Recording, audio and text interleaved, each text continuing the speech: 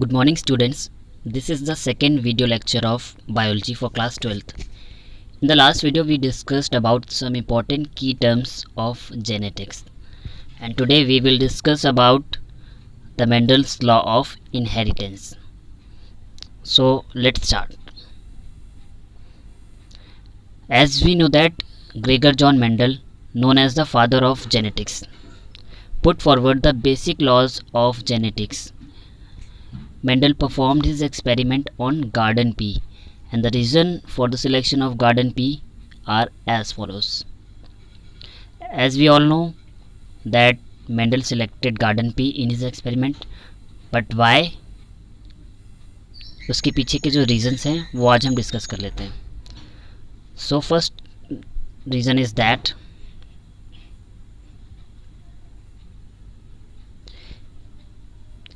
pea plant is annual plant with short life cycle of 2 to 3 months, so large number of offsprings can be analyzed within a short period of time.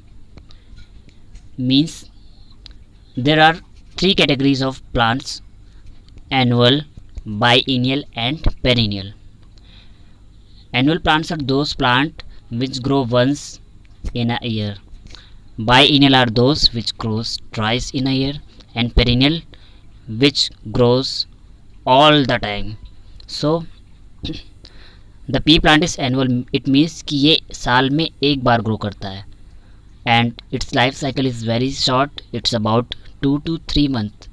Means कि 2 से 3 month में हमको अच्छे से result of spring के obtain हो जाते हैं. Second most important reason is it has many contrasting traits. Means approx 7 traits are studied in the experiment of Mendel. उसने करीब 7 traits Mendels को मिली थी जो कि different traits से related थी. So we have a large number of contrasting traits, so that large number of result can be obtained. Third one is natural self-pollination is present in pea plant. As we know that pea plant is dicot, and dicot plant में हम natural self pollination भी करा सकते हैं, plus cross fertilisation भी हो सकता है. ठीक है. Fourth important point is cross pollination can be performed in it artificially, so hybridization can be made possible. Means we can also perform cross pollination on the same plant because there are several techniques like hercogamy. मैंने आपको बताया था hercogamy में क्या होता है कि मैं किसी भी प्लांट के स्टिग्मा को हम लोग कवर अप कर सकते हैं ताकि सेम प्लांट पे के मतलब ताकि सेम फ्लावर पे पॉलिनेशन ना हो.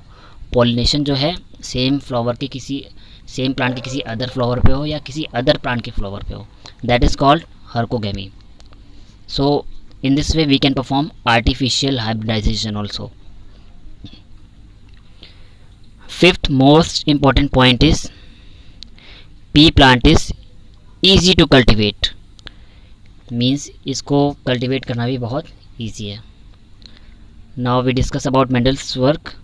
So Mendel studied 7 pair of contrasting trait. Mendel ने अपने एक्सपेरिमेंट में 7 कंट्रास्टिंग ट्रेट ली थी. What are this contrasting trait? तो मैंने आपको पहले ही बताया था 2 टाइप की ट्रेट्स होती हैं, एक dominant and second one is recessive. Dominant के केस में क्या होता है, वो कैरेक्टर्स या वो ट्रेट्स जो बहुत ज़्यादा हाईली कंट्रास्टिंग है, यानी कि वो बहुत ज़्यादा इफेक्टिव है, उनको हमने डोमिनेंट की कैटेगरी में डाला हुआ है. और जो लेस इफेक्टिव ट्रेट्स हैं, these are termed as recessive traits. और जेनेटिक्स में डोमिनेंट ऑलवेज सप्रेस रिसेसिव, यानी कि जो डोमिनेंट ट्रेट है वो रिसेसिव को हमेशा सप्रेस कर देगी.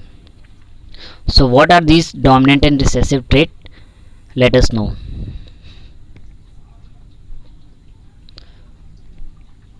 There are 7 basis like seed colour, seed shape, flower colour, flower pot colour, pot shape, flower position and plant height. So we will discuss all these one by one. First of all seed colour की बात करें अगर, तो seed colour में yellow considered as dominant and green as recessive. अगर हम seed के shape की बात करते हैं तो round is dominant and wrinkled is recessive. When we talk about flower colour then purple is dominant and white is recessive.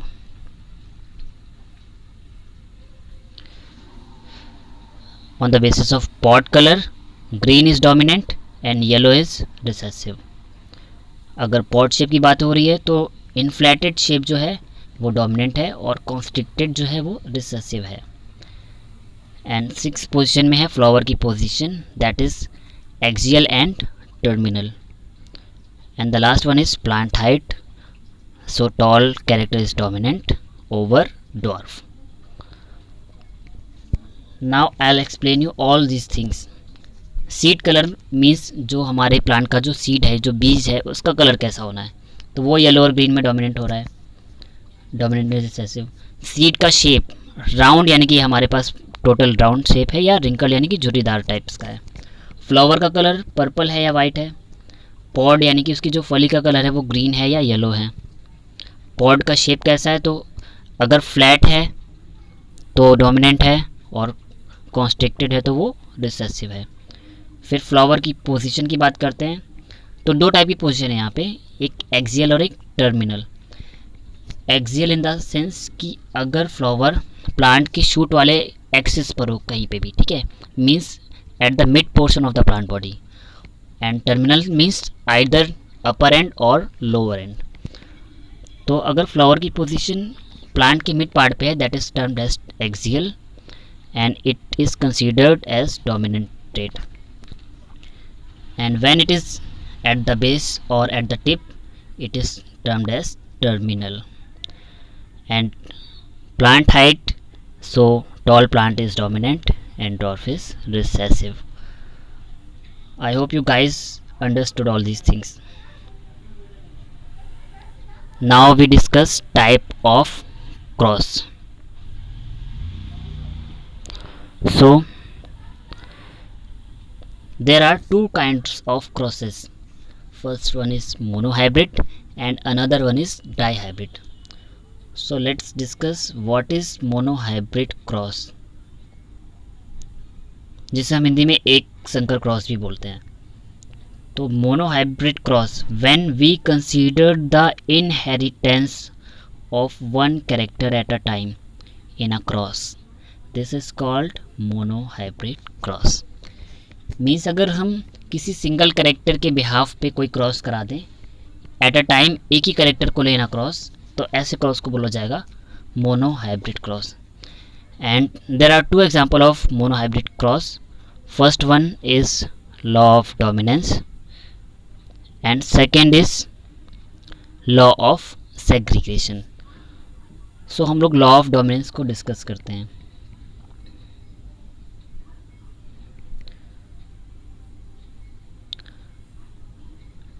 Law of dominance में first of all Mendel selected tall and dwarf plants, and here tall character is dominant, so we find all the tall plants in F1 generation, and due to the expression of dominant character there is this law is called law of dominance. So basically Mendel ने जो first cross perform किया वो law of dominance था। और law of dominance इसे क्यों बोला गया, बिकॉज जब हमने एक टॉल और एक डॉर्फ या एक डोमिनेंट और रिसेसिव का क्रॉस कराया तो हमको जो F1 जनरेशन मिली, जो पहली ऑफ स्प्रिंग मिली, वो सारे के सारे डोमिनेंट कैरेक्टर्स एक्सप्रेस कर रहे थे बिकॉज ऑल वर टॉल। अब इसे क्रॉस में देख लेते हैं हम लोग। सो इस क्रॉस को परफॉर्म करने की कुछ ट्रिक्स होती हैं। थोड़ा सा स्क्रीन को मैं शॉर्ट कर लेता हूँ। सो ये देखिए,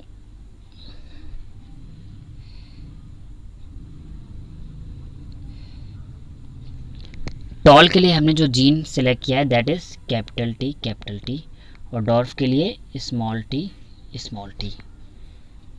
अब क्रॉस करने की दो ट्रिक्स होती हैं, एक तो हम नॉर्मली ऐसे कर सकते हैं और दूसरा होता है चक्कर बोर्ड मेथड। तो नॉर्मल ट्रिक से अगर हम अप्लाई करते हैं तो नॉर्मल ट्रिक समझिए, जैसे मेरे पास फर्स्ट पोजीशन में कैपिटल टी है सो इसका फर्स्ट टाइम में हम ऐसा करते हैं, पहले का पहले से, देन पहले का दूसरे से, फिर दूसरे का पहले से, और फिर दूसरे का दूसरे से, और इस तरह से क्रॉस करने पर हमको 4 ऑफस्प्रिंग मिलती हैं। अब यहाँ पर हमको फर्स्ट पोजीशन पे कैपिटल टी था, कैपिटल टी का पहले वाले से कराएंगे तो पहले वाली पोजीशन पे स्मॉल टी है, तो पहला हमको एलील मिल गया कैपिटल टी के साथ स्मॉल टी। फिर पहले का दूसरे से कराएंगे तो दूसरी पोजीशन पे भी स्मॉल टी है, तो हमें दूसरा जो ऑफस्प्रिंग मिला वो भी कैपिटल टी स्मॉल टी मिला।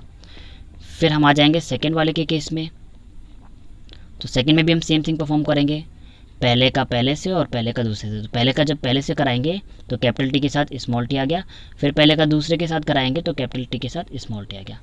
तो ओवरऑल हमारे पास 4 traits I and these all are having allele capital T and small T. और मैंने एक कंडीशन बताई थी, when same type of allele are group together are called as homozygous, and when different alleles are combined together termed as heterozygous. Means अगर हमने capital T के साथ capital T को रखा है तो इस कंडीशन को बोला जाता है होमोजाइगस। बट अगर कैपिटल टी के साथ स्मॉल टी कंबाइन कर दिया गया then it is called heterozygous. So here we discuss about 2 type of genetic measurements. First one is genotype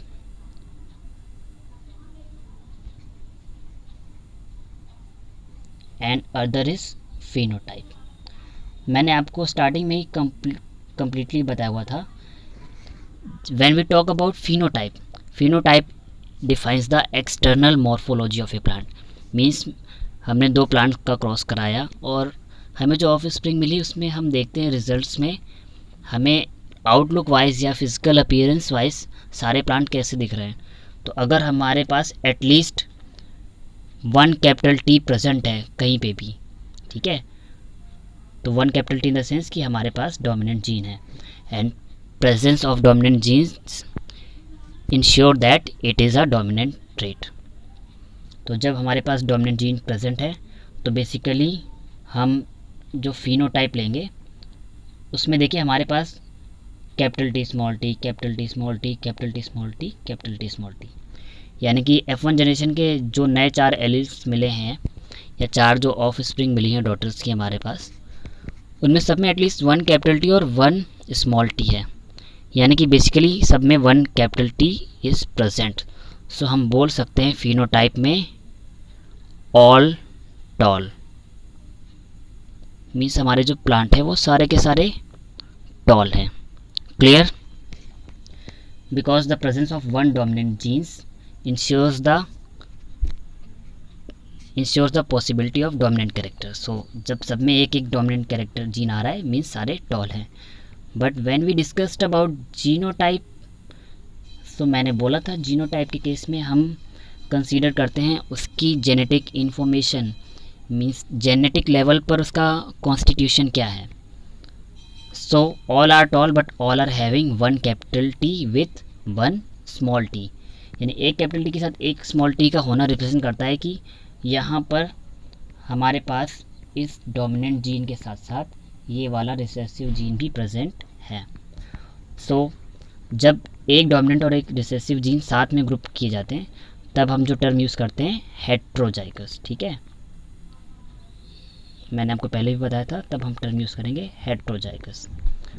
so means जब हम जीनोटाइप की बात करेंगे तो हम बोल देंगे ऑल आर टॉल, बट इसका जो बेसिक रिजल्ट आएगा क्या आएगा कि ऑल आर हेट्रोजाइगस टॉल।